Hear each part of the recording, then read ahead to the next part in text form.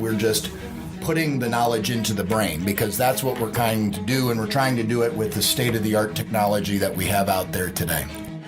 Suffice it to say, I think if we're not the number one wearable computer company out there, we're certainly in the top 3.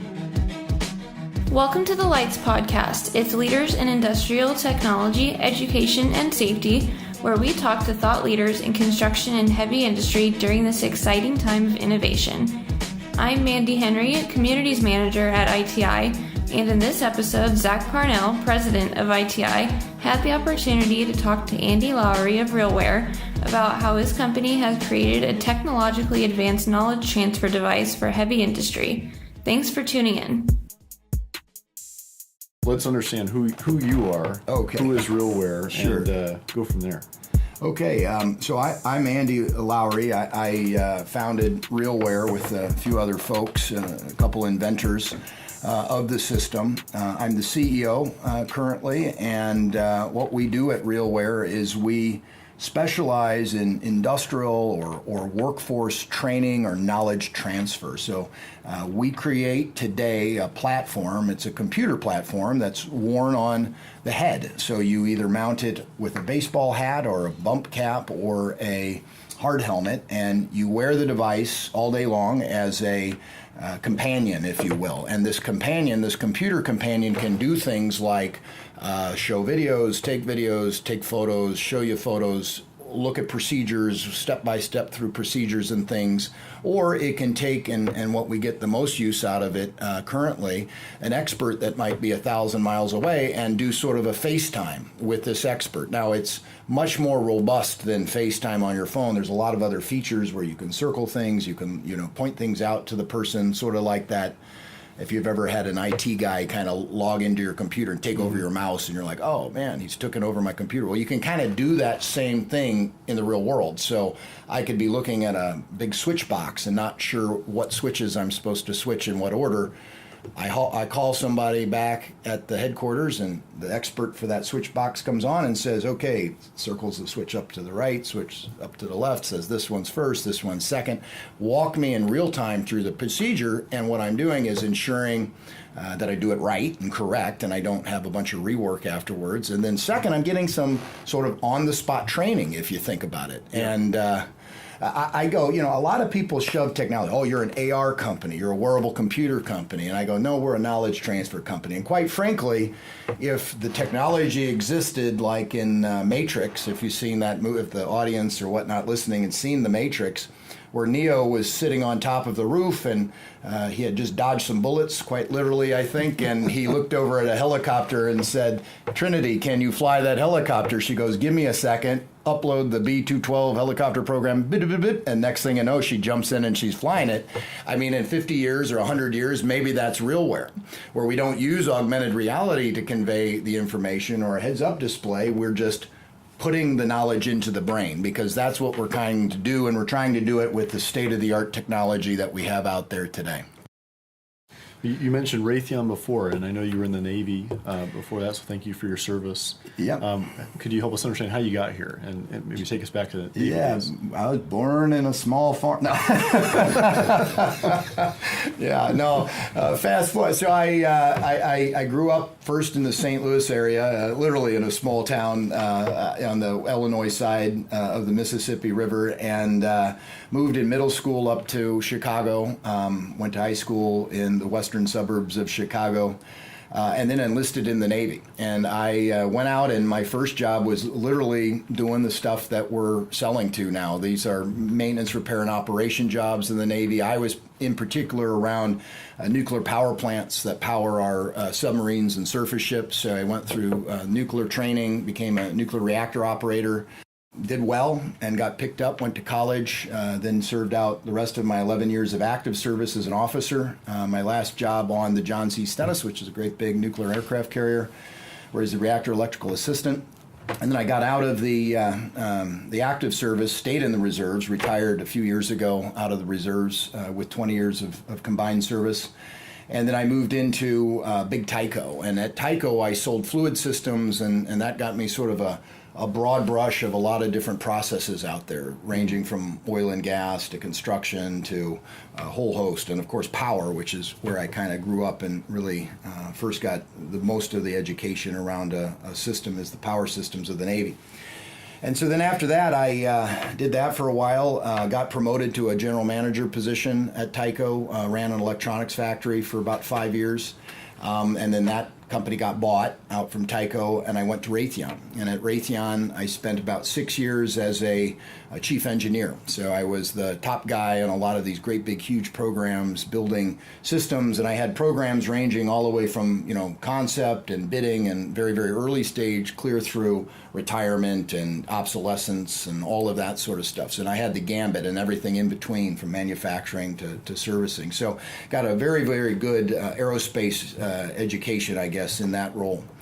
Well, in parallel to that, in 2010, I founded this company called Daiquiri. In fact, it was called Augmented Dynamics when we originally founded it, me and Brian Mullins, and we eventually changed the name to Daiquiri because it was a little bit more catchy, and we were doing a lot of consumer work back in 2011 because there wasn't really a well-known awareness of augmented reality, wearables, or any of that. It was very nascent days, and so the best you could do is take a iPhone 4 or whatnot and do video streaming and see kind of the augmented reality appear on your screen of your phone.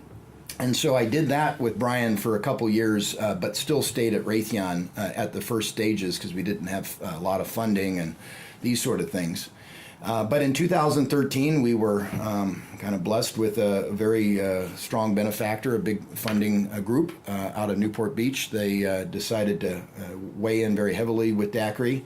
And it was at that time they approached me about the opportunity for me to come out of Raytheon full-time and run Daiquiri. So for 2 years, from 2014 to 2016, I built Daiquiri and helped to build Daiquiri, I guess, with the team is a better way of saying that, and did lots of fun stuff, had a lot of technology. We had an EEG company for a while that we bought that we were experimenting with some concentration and thought as far as a control paradigm for augmented reality, to a very cool wave company that we bought that does wave cancellation to try to build sort of light waves out there. They call them light fields sometimes, and you can move these light fields in and out of different focal distances and stuff.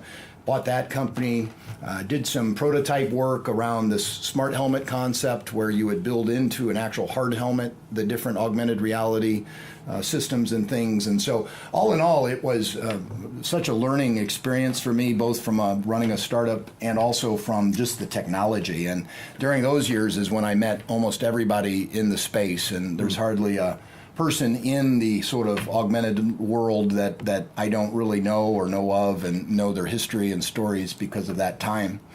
And then in 2016, we kind of had a mutual sort of parting of ways. It wasn't anything contentious or negative. It just was, I was looking for something that I could build. I'm a builder by nature, and I felt that although Daiquiri was doing great work, they were doing a lot of work around technology and not enough work around productization and product and getting things out and revenue going and that sort of stuff. So I left and I formed RealWear with a fella that I had met, again, at my Daiquiri years, who had worked at a company called Copen.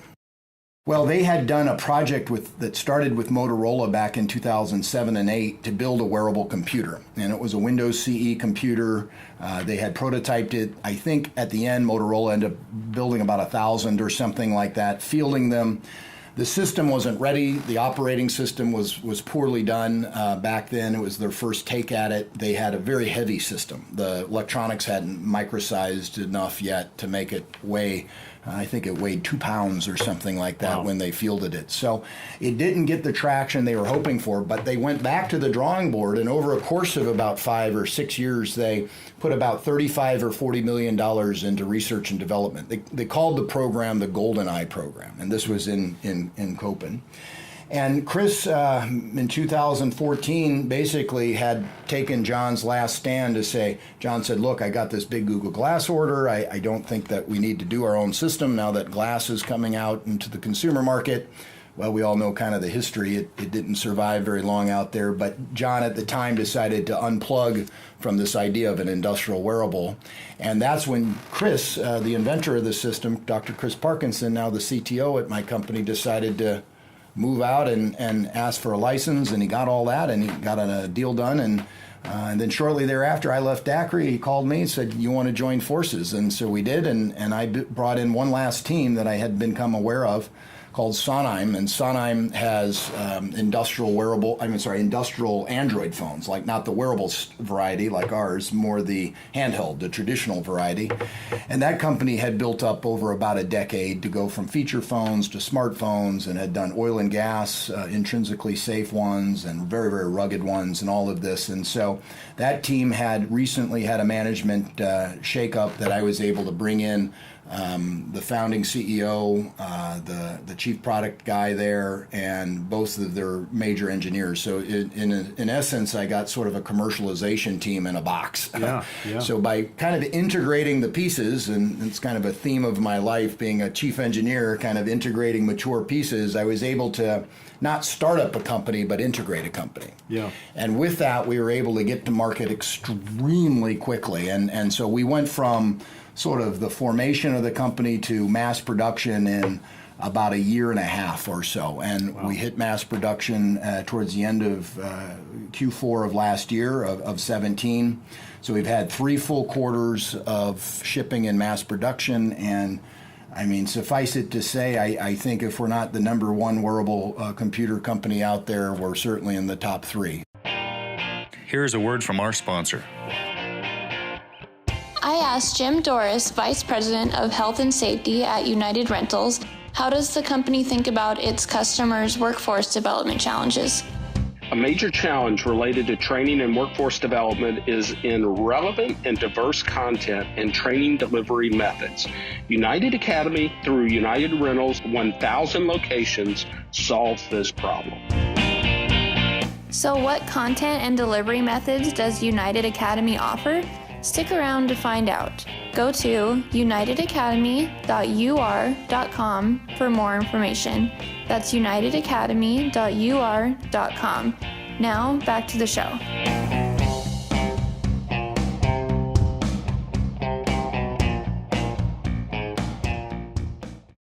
I want to maybe get back also to, specifically what problems you're solving. So for instance, for Colgate, or outside of maybe that one customer, could you define, I guess, the 3 to 5 major problems you would identify that you're solving? Sure. So the first one, I'll start with kind of the most basic and then work my way up to the most complex. Sure. Okay, so the most basic problem is that we have a generation of YouTube millennials that are hitting the workforce, right? So if you look at kind of how we educate and how we train in industry, it's very circa industrial age still. And then you take a look at how they do everything else in their life, and they're, get a new present for Christmas, they don't know how to put it together. What do? They go to YouTube, or they go to Snapchat and they call their friend up and they say, hey, you had one of these last week, can you help me with it? And so they're a connected IoT generation when you look outside of the school classroom or outside of the work that they're going to do.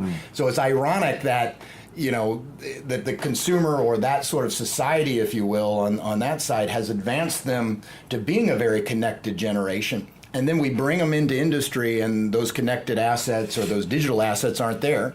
So the first thing that the RealWear HMT1 can solve for is building a repository of videos and data and digital artifacts that you can help train these millennials either in situ or before they go out. It's a GoPro with wings, if you want to think about it that way. An industrial GoPro that has a great big 16 megapixel camera on it that can take beautiful videos and all of that. Use them for training, use them for that in situ sort of knowledge, that quick micro learning that they need. And that's the most basic version of what this thing can do. And It can do that with no software and right out of the box with, no other sort of things to hook up or any of that. You don't even have to have it connected because we have a great big SD micro slot in there. You can put up to 256 gigabytes of bulk storage. So get a lot of videos on 256 gigabytes. So that's the first kind of thing we solve for. So in practice, the user is able to be in front of their work face, whatever that may be, and dial up a video quickly showing them or reminding them how to perform that work. Is that what you're saying? Exactly. Or creating those videos if you're already the expert that's been out there for 30 years doing it. Now you're clipping that up to their hard helmet and saying, hey, Jim, just go do your job. And if you'd be so kind, talk to the system while you're doing it to kind of give people a step-by-step of what you're doing. And now you've got these YouTube videos that you're creating for a construction site or a refinery. The second thing needs connectivity and a little bit of third-party software, but there's a lot of third-party software applications out there like LibreStream OnSite that does this, let's call it FaceTime for the users, that most people are familiar, where I'm looking through the eyes of the person that's in the field and I'm seeing what they're doing on my laptop back at home or back at the office. And I might be the engineer or the designer or someone very familiar with the system, and the person out in the field is not familiar at all. They don't know what's going on, they don't know how to perform the procedure, or they just don't remember. So what I can do is I can dial in an expert to kind of look over the shoulder and walk that individual through, because in their laptop, they're seeing exactly what the person that's out there in the field is seeing. Think of it like a video game, like a first-person shooter or something. You see through the eyes of that person, and now you're having a voice conversation with the person, because we of course have speakers and an audio jack. You can put headsets on or hear what the person's saying. You can talk through our microphones, which dampen the sound all around you, so the person can hear you very clearly, even in noisy environments. And you're having this very sort of easy conversation, but you also are sharing a visual screen. So they see on their laptop screen, you see on your micro screen above your eye, your little heads-up display, the same scene. And so now I can mark up on my laptop, oh, this switch, or this valve, or this is what I'm talking about. And this is probably right now 80% of all of our use cases. And that ranges in almost every single industry vertical: construction, transportation, automotive, food and beverage. I could go on and on and on. All of these places that have machines or equipment that need to be troubleshooted when they go down, and especially when those machines go down and start affecting revenue. Unplanned downtime is a killer. And so if you can get those machines up and running, nobody really cares about, whether they have to fly a guy out or not. They're actually caring about how fast can I get the conveyor back up and running that's moving boxes through Amazon or a warehouse for Walmart or something like that. They care about the speed of recovery, or the refinery that goes down that stops pumping oil, and they stop pumping oil, they stop pumping revenue. Yep. And so getting those back up and running faster is the second use case that I'll talk about, and probably the biggest one we have in all dimensions right now. Sure. Could you share a little bit more about, would the best strategy be to deploy for a plant to have a few headsets? Imagine a steel company that's got 200 divisions around the country, The bottleneck for a lot of this, when we're looking at HoloLens or other devices that are $5,000 or something, that people run into this idea that they're never going to utilize the device. So how would you recommend a company roll out to multiple factories or refineries or steel mills? Is it device sharing, or is it one or two devices on site? Because otherwise it's faster just to fly somebody. Yeah. I mean, if the device isn't there. So how do you solve that? Yeah, so generally what we've seen is two modalities from what you're talking about. Either on site, in location with shared devices. So they're not, like if they have 100 people at the factory, at a Colgate factory, they're going to buy 3 to 5 devices for the whole factory, because they're not every day fixing things, Yep. So, hey, bring out the HMT1, click it to your hard helmet. All right, go out there and do this maintenance procedure. Or we've seen also in companies like Palfinger, for example, in Germany, they're actually shipping a device with an asset. So they might sell a crane system like I see parked outside of your office here, and they'll ship with it an HMT1. And in that case, what they can do is offer this higher level of support service where they're saying, hey, you've got gold, platinum, and all this. We've got the RealWear level of support because we're literally going to have your maintenance technician dialed in with our maintenance technician. And so anything breaks on this system or this crane or whatever out there, we're going to help you through it. So I've seen both. I've seen the person that supplies the equipment, sending with an HMT1 per system, and I've seen folks in the factory getting a half a dozen or whatnot. Now, as we move into the other use cases, as I talk about the other use cases, some of the other use cases actually doesn't work to have a sharing modality. You actually have to have an individual per person. And so the one that I'll talk about next is workflow. And workflow is procedures, it's checklists, it's preventative maintenance type operations you'll want to do, but then it's just operations like operating a plant or whatnot.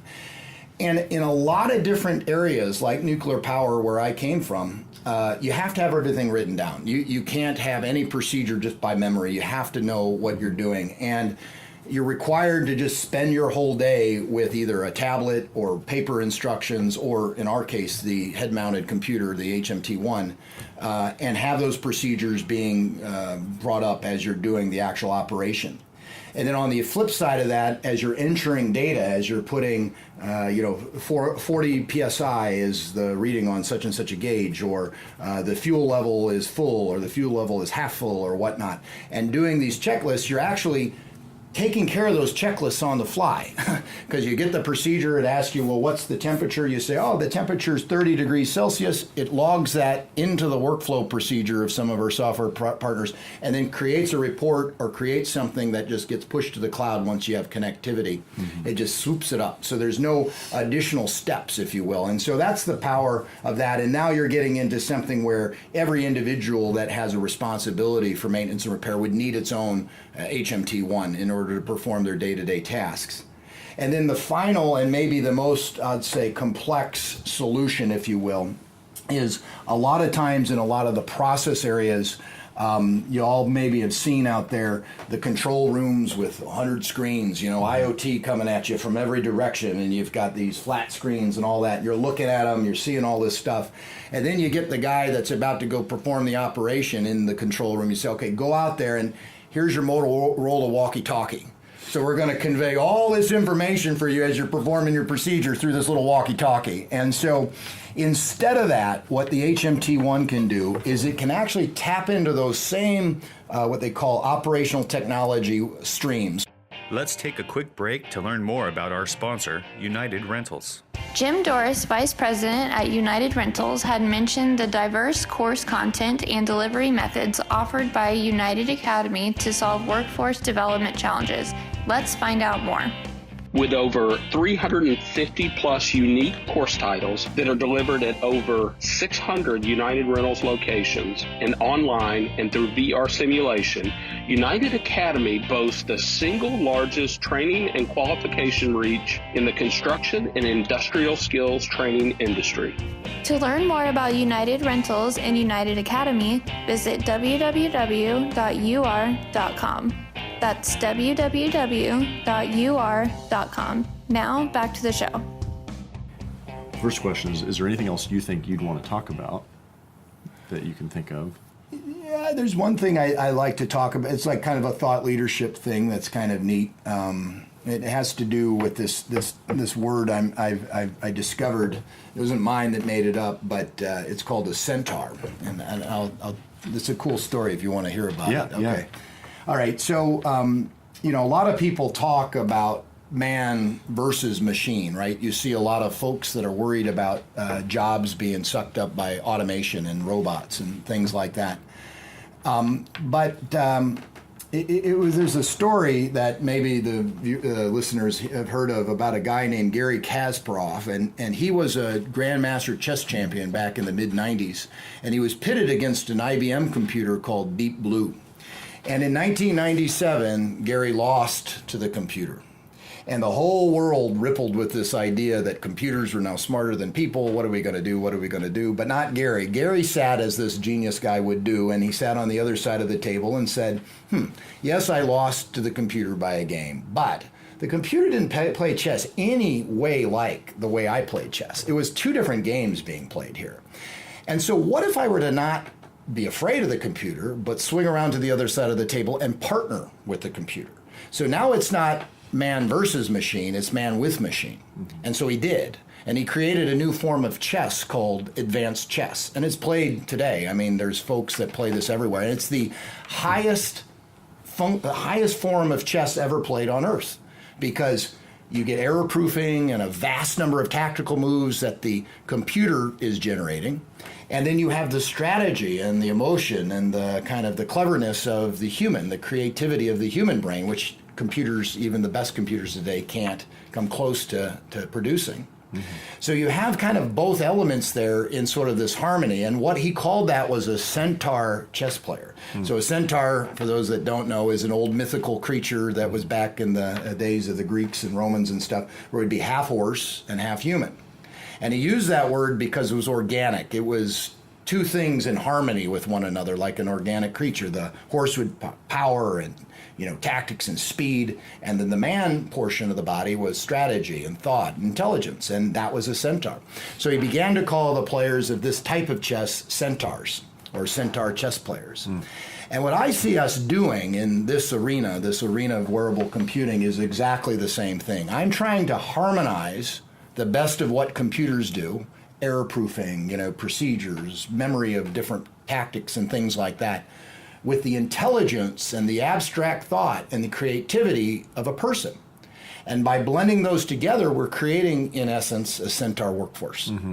And it's all about that knowledge transfer and all of that stuff. But a fleet of centaurs out there versus a fleet of your old school industrial age worker that just had to have it all kind of in their brain. Yeah.